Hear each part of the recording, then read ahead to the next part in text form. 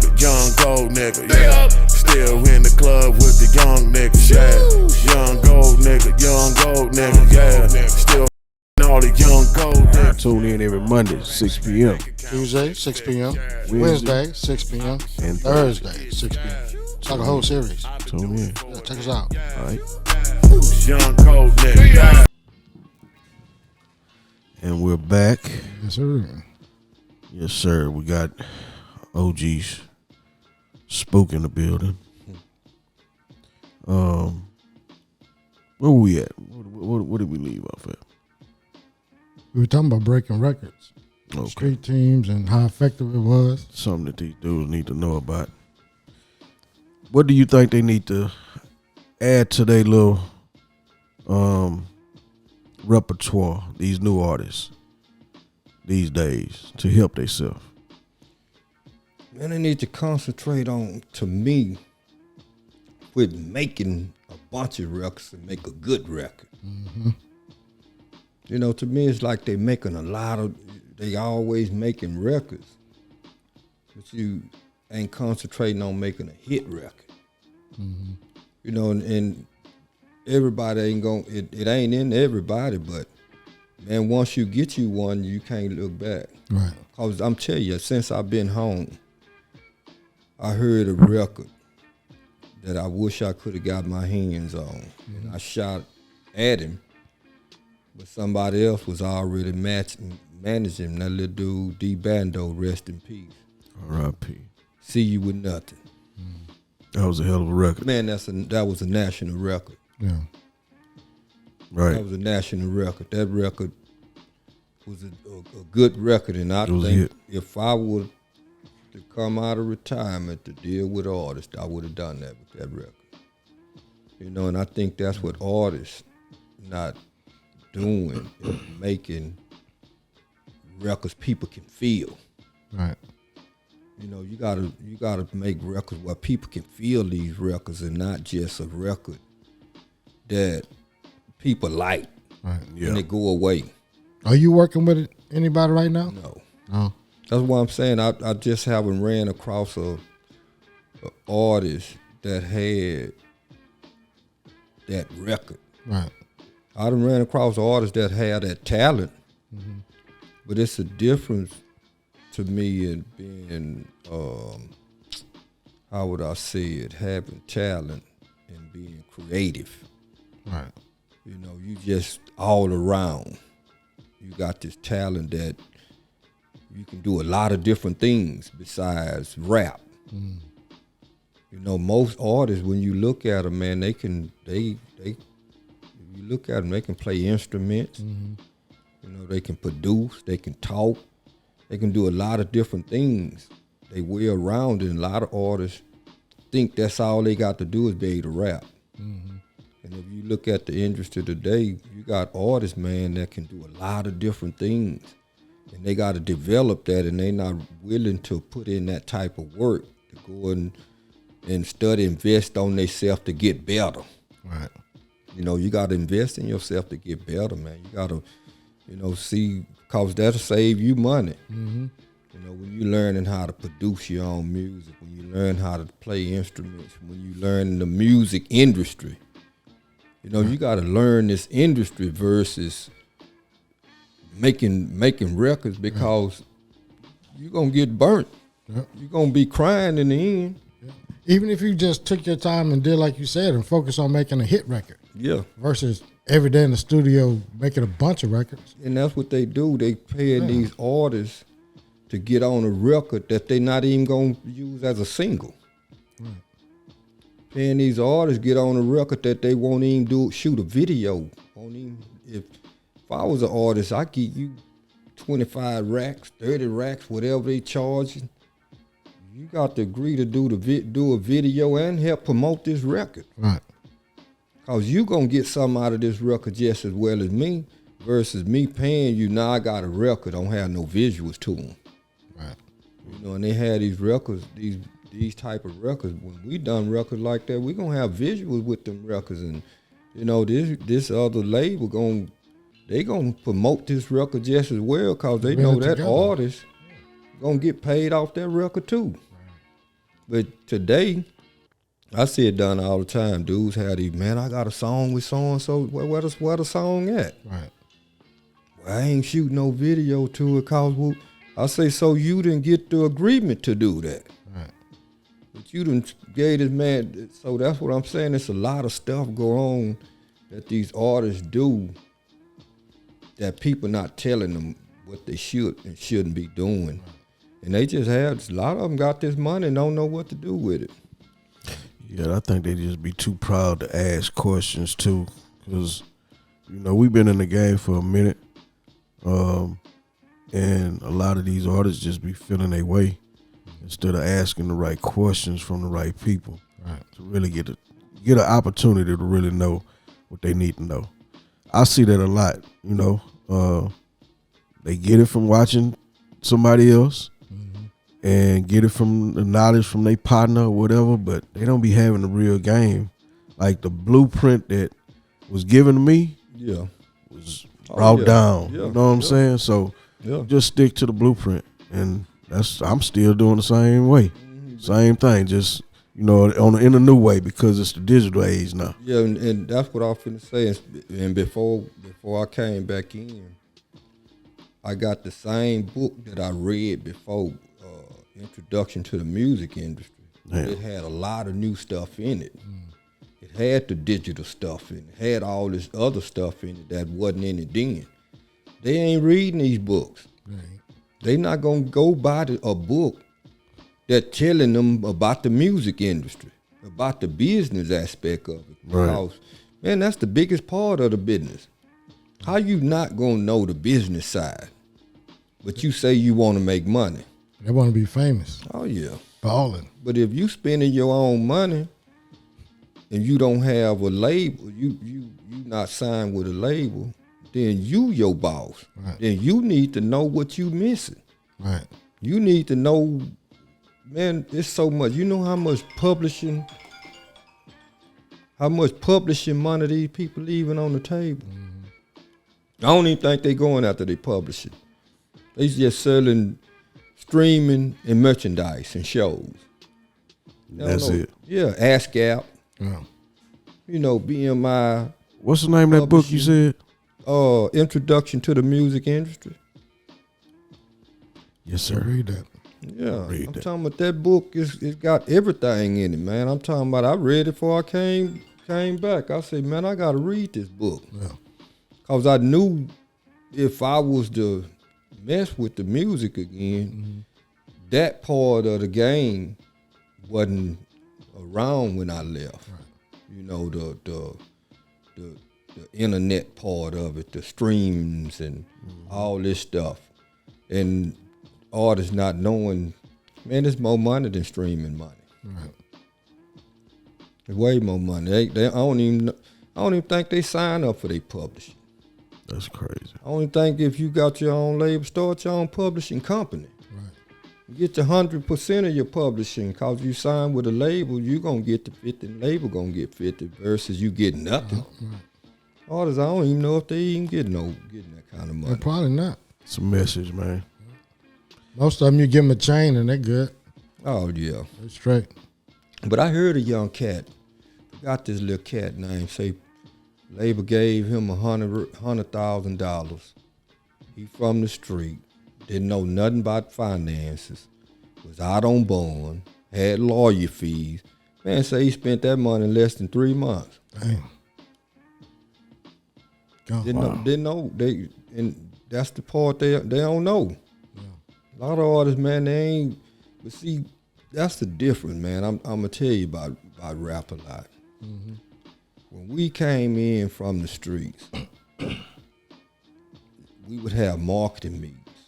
Yes, sir. But after the marketing meetings, we would have finance meetings.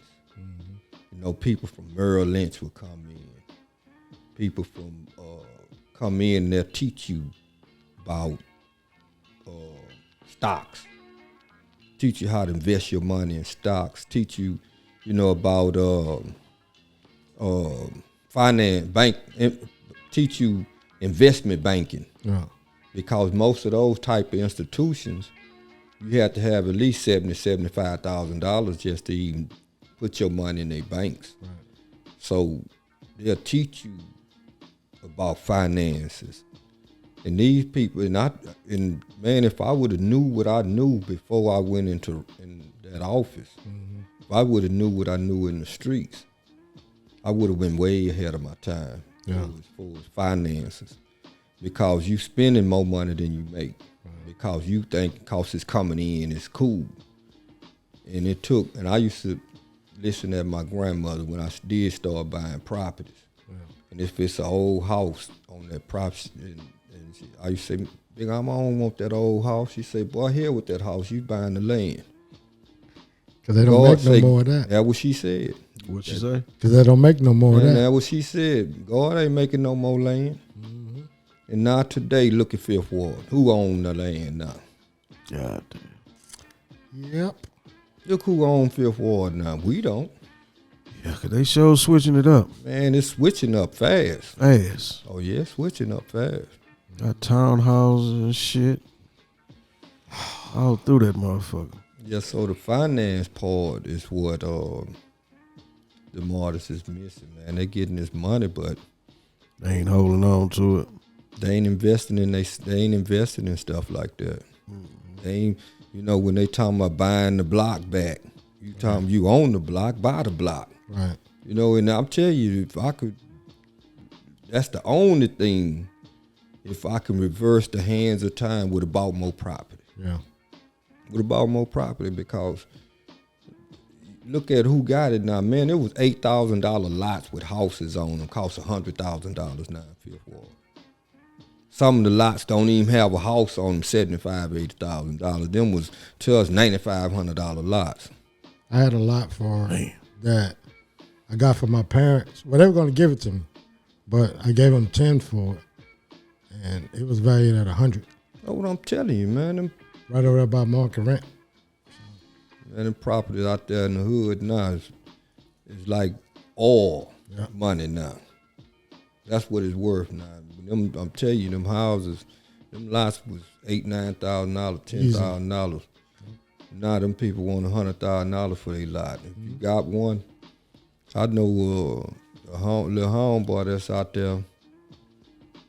I know he a millionaire, easy, with all the lots and properties he owns. Yeah. I mean, that's Tony Boo. Man, the man own almost, I don't know how much property Tony Boo owned in Fifth Ward. Sure. There's nothing out there that underserved. Yeah. Was supposed to be recognized as. True. Oh, yeah. That's very true. Oh, yeah. I got to give everybody who undeserved, who ain't getting it, and I tell them to this day how much I love them and cut for them because we all came up out of that together. And clap for that right quick. Yeah, we all came up out of that together, man, and you doing what you doing, and you done missed death and prison. He done missed both of them. Yeah. So for you to miss death and prison, sound like we need to get him in that chair. Yeah, old Tony. Huh. Yes, sir. That's a hell of an accomplishment. Oh yeah, to miss death in prison. Yeah. Yeah. Yes. And to be sitting where he's sitting. Yeah. Yeah. Hell yeah. Yeah, and I'm talking about just out of hard work. Mm-hmm. Out of hard work, taking his and buying something else, taking it and buying another, taking it and buying another, taking it and buying another. Yeah. He had that was his vision. See, everybody got a vision that nobody else could see till the vision is completed. And he's still buying property. That's good. And that was just Boot vision, man. And it done paid off for him. That's really me, cool. I just couldn't see. At the time, I was more or less on how much money you get off rent. But you're not knowing if you got a lot of them. Yeah. That's a lot of money. Yeah, he had a lot of them. Yes, sir. So, yeah. Yeah. That's a good transition, man. Yeah. Yeah, I know Tony Booth for sure. Gotta hear he's a goddamn multiple homeowner. Yeah. Yeah. Yeah, that's live. And that man might got 50 properties out there. Man. Oh, yeah, he got properties. I love hearing that shit, man. Yeah, and he ain't older than me. No. Who under me? Yeah, we're going to come right back on the Fifth World Circle Life. What's going on, man? It's your boy King Kelso. It's your boy Bone. It's the Fifth Ward Circle of Life. Yeah. So look, man, you smoke? I smoke all the time. I smoke all day, every day. How you do? And the only way I keep my house fresh Exits. by Van Johnson. Yeah. You use these at the house? All the time. Say they got the spray too. In the car. Yep. In the house. All that. Smelling good. Welcome back. It's your boy King Kelso. It's your boy Bone. It's the Fifth Ward. That's right. Circle of Life. Yes, sir. Yes, sir. So, from the music industry, I know you did a little college time. When you came home, you started the Fifth Level. That's right. How long have you had that club? It'll be 5 years next month. I don't think nobody had that spot that long. Yeah, it's been 5 years. That's good. Let me get some hand claps for that right quick, man, because That's real good. that's real shit. So what kind of stuff you got going on over there? Well, we got a lot going on, man. I try to keep something going on for parties. Try to keep some good food in there. I try to keep a positive atmosphere. We've been open 5 years. Ain't had active violence yet. That's good, man. That's beautiful. That's We really barely good. have little skirmishes, cause, I try to tell people I ain't open Fifth Ward for me. I open it for us. This ain't my place. This our place. That's it. So I try to promote unity in Fifth Ward. I mean, in Fifth Level. So when you come now, if you see something, you stop it. Right. Because it's your place. Yeah, you ain't got to come get me.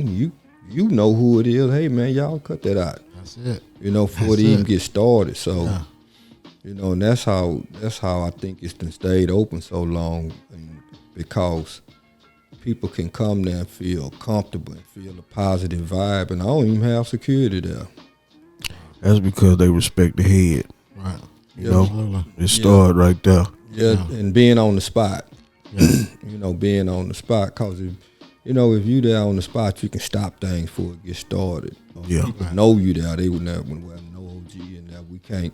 And I hear a lot of cats a lot of time. Hey man, and I only have you can't do that, man. It's OG spot. Right. And they'll stop it before it gets started, because where else if we lose Fifth Level, where we gonna go? Exactly. Yeah. We don't have nowhere else to go besides a spot like Fifth Level. They got other places that done opened up, but they don't have a Fifth Level. They don't have mixed drinks. Right. You got other things going on, but they don't have mixed drinks. So, I'm just proud that I can still be open for 5 years, because, you got to look at COVID, man. There's a lot of people open when I open that's closed right now. There's a lot of people open after me that's closed already, because it's a real competitive business. And it's always something opening up, and there's always somewhere for people to go. So, I just try to keep something going on in Fifth Level for people to come to. And like, if you don't have a party, I don't even charge for parties. I used to. So you come have a party for free? Yeah, I used to charge, but now I don't even charge for parties, because just come and enjoy yourself. Just do your own decoration, bring your own food. Oh, man, you can't beat that. Yeah. With a baseball bat. I like that Fifth Level food. I like that nothing going on but having some fun, enjoying the time with your people. I like that. That's why it's still open. I was promoting, man. This be my biggest problem. I was promoting cooks or chefs. You can come in, brand yourself out that kitchen, and make your own money versus coming out for a salary. Right. Do you know that was one of my biggest problems. People would want to negotiate with me what they should get when you ain't paying no bills. Nothing. You ain't paying no rent, no gas, no water, buying damn permit, ain't investing in damn permit. Right. But you want to negotiate Right. what you should get. I ain't paying you no salary. I'm saying you come in, cook your food, and we'll work out a percentage. Right. And you still want to negotiate. Man, if your food that good, that's a prime negotiation right there. Come on, man. You ain't paying no bills. Man, you just yeah, think I'm you coming had in. your own building. Yeah. You had to pay $2,000 in rent, a $400 and some light bill, Yeah. a $200 gas bill, a $90 water bill, $500 and some a month food. Man, How much you gonna sell them cable plates bills. for? Come on, man. You had to sell them plates for $500 a piece. For real. And you want to Man, negotiate with me? Yeah, they want. That's what it is, man. I have more problems, I think, keeping cooks. Then once I figured out I wasn't the only person going through that.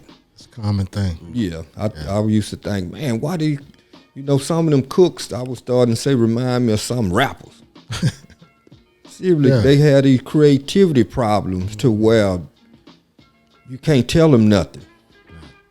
And I done ran into a lot of cooks like that. Too. And a lot of them, you got a lot of good cooks out there that's really, if they can be still, They'll be all right. oh yeah, they'll be all right. I'm talking about the presentation, the taste, they got everything. But then it's something with them that, they don't have the patience. And they be like, man, why you be at fifth level all day? I said, if I didn't, I'd be out of business. Right. Cause a lot of people want people to do their job. Right. And I tell people this is a job. I own this just because I own the place. I got a job. Right. I show up for work every day, 14, 15 hours a day. You ain't gonna work like that on your own job. Then you don't need that job. There you go. You get fired from that shit. Oh yeah, and I'm talking about people. Business go out of business because they delegate work. Right. They want to come in and point versus come in and go to work.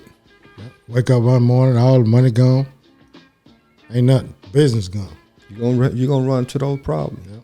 You're gonna run into problems because you got, when you're dealing with cash money, you're gonna run into those problems that you said. Different monies is short. Different is this. That's why you got to be on the scene. You can't let nobody else try to figure out your business for you, because you got to figure out how to run that business yourself and try to continue to make it better and continue to put money back into it. If you thinking about how you can buy you some Gucci shoes versus taking that money, putting it back into the business, right, until you can afford that, man. Just because, man, people look at a business, you can make it look good. right, That you can look in the part. That's just like putting on clothes every day to look the part, to get something. right. You got to do your business the same way. Keep putting up stuff to make it look the part look good. Keep it looking good. Then people gonna keep coming. Right. Versus me just letting it go, just because, man, I ain't finna spend no more money on that. That's cool now, man. Repaint them baseboards, repaint this, redo that. Right.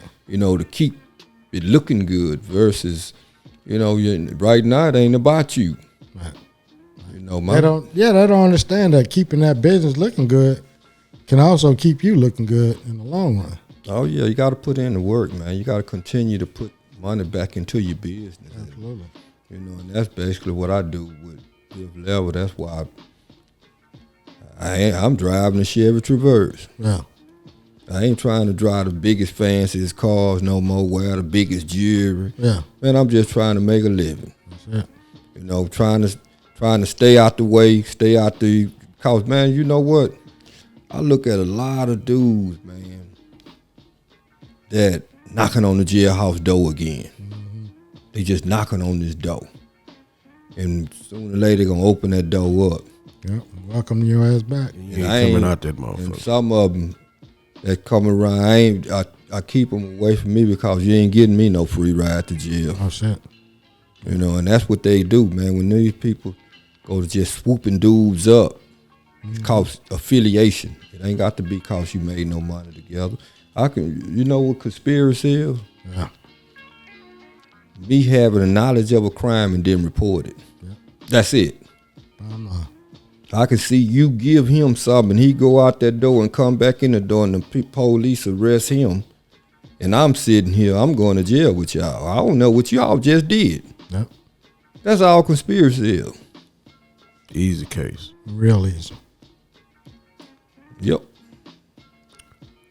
Damn. Yeah, I'm fully aware about that conspiracy shit. Mm-hmm. It's cold shit. And that's why when you look at a lot of those independent labels back then, the people that they hired, them people didn't want them people with no jobs. And when I'm talking about here it is, you done paid your debt to society, but you can't get nowhere to stay. Right. You know, you on the application, have you ever been convicted of a felony? Right. You can't live here. On the application, have you ever been convicted of a felony? You can't work here. Right. You know, so what a brother gonna do? Limited.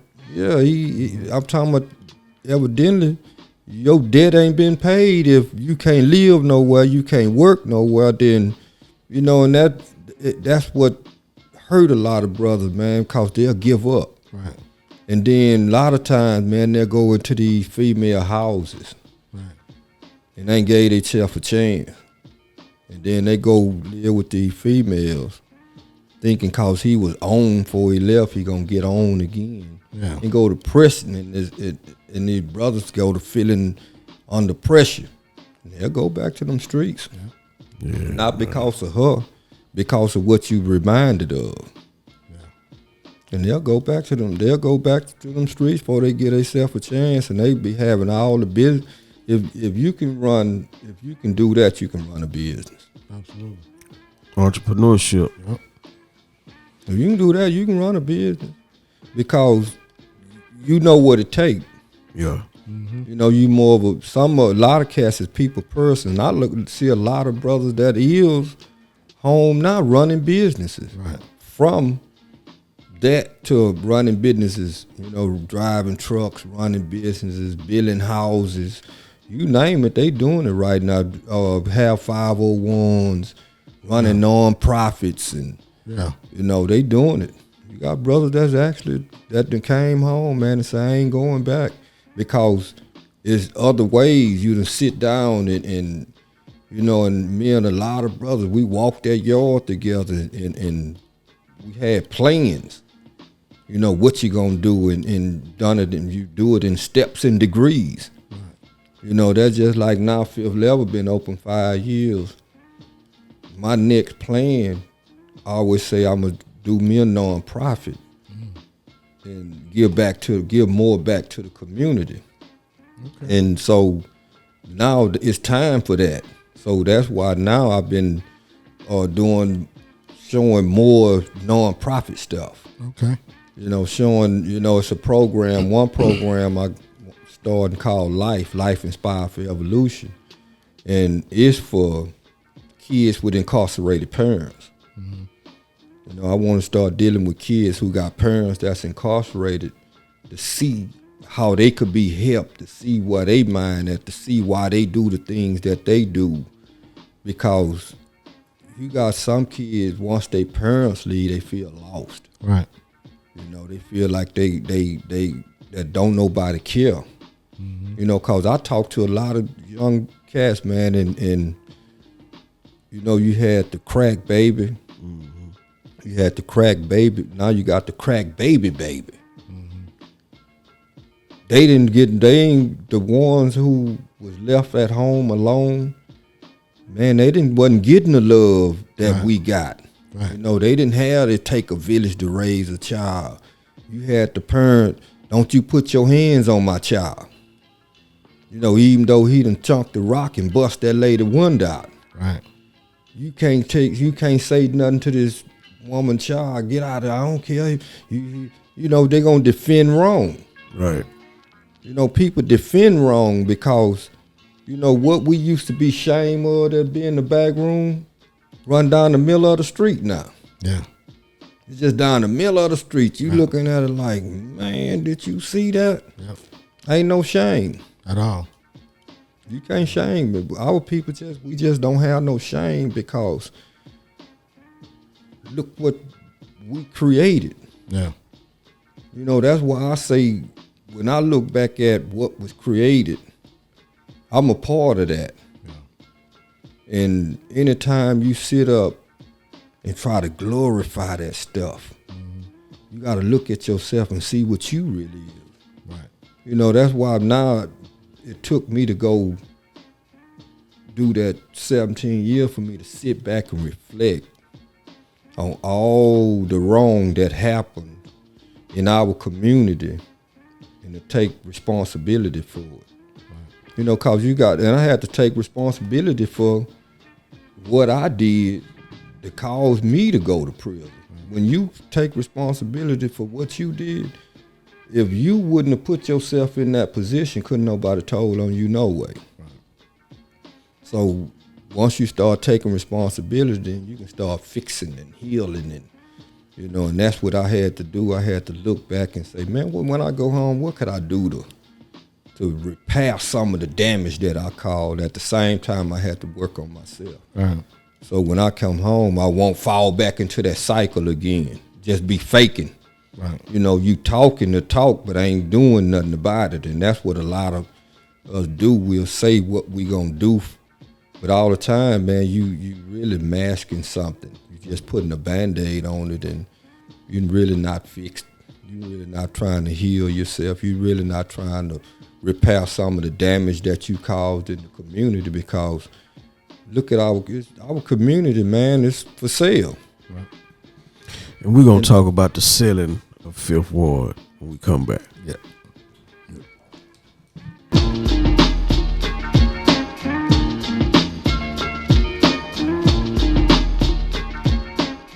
Next time on the Fifth Ward Circle of Life, I see a lot of new properties being built, townhouses and all that. And you was talking about the river. Yeah.